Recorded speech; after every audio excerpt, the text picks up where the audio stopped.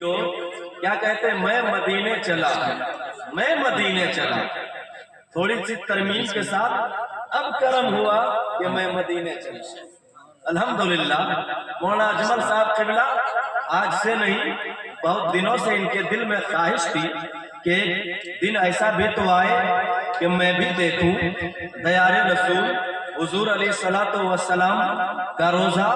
وہ جالیاں، وہ سنہری جالی، وہ گنبد جہاں پہ رات و دن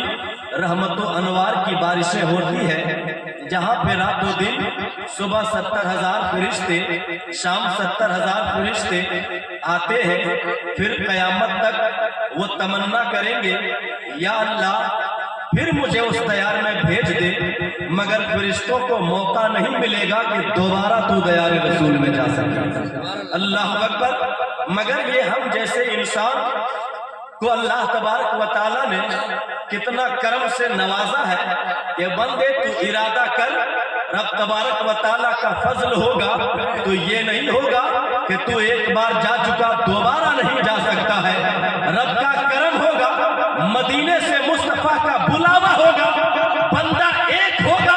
ایک بار نہیں، وہ چاہے رب کا کرم تو ہزاروں بار بندہ جا سکتا ہے۔ اے ماشاءاللہ، نعرہ تکبیر، نعرہ رسالت، زیارت حرمین شریف ہے۔ علامہ شاہد رضا صاحب فیضی، کیا بات ہے بھائی۔ ابھی دور دراز میں رہ کر سن رہے ہیں لوگ، کچھ ہی دیر میں اپنی قدم کو اٹھائیں گے، محفل میلاد میں تشریف لے آئیں گے، اس لیے کہ آج یہ محفل کوئی عام محفل نہیں، معلوم ہے یہاں پہ جو بات ہوگی تو اپنے گھر اور بات کی بات نہیں ہوگی، مدینے اور رسول پاک کی بات کی جائے گی۔ آج یہاں جو بات کی جائے گی سفر پاک کی بات کی جائے گی، اس لیے کہ سفر تو بہت ہوتا ہے،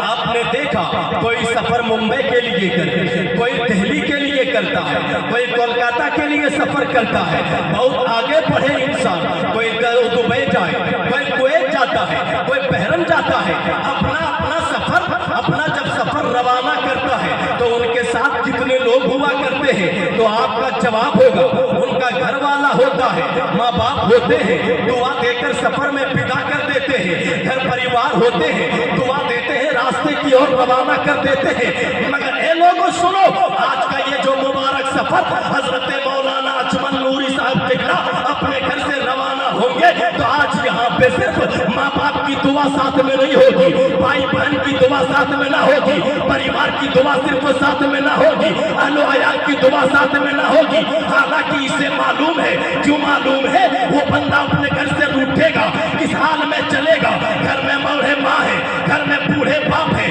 مگر ان کی محبت گھر میں رہے گی، گھر میں اچھے بچے بھی ہیں، ان کی محبت گھر میں رہے گی، گھر میں بہن ہے، ان کی محبت گھر میں رہے گی، گھر میں محترمہ ہے، ان کی محبت گھر میں رہے گی، وہ بندہ کہے گا ارے دنیا تو میں نے بہت دیکھ لیا اور دنیا بھی میں نے بہت جمع کر لیا، مگر دل پکار کر کہتا ہے، دل پکار کر کہتا ہے چھوڑ فکر دنیا کی، چل مدینے چلتے ہیں، وہی تو مصطفیٰ تقدیریں سنوارتے ہیں۔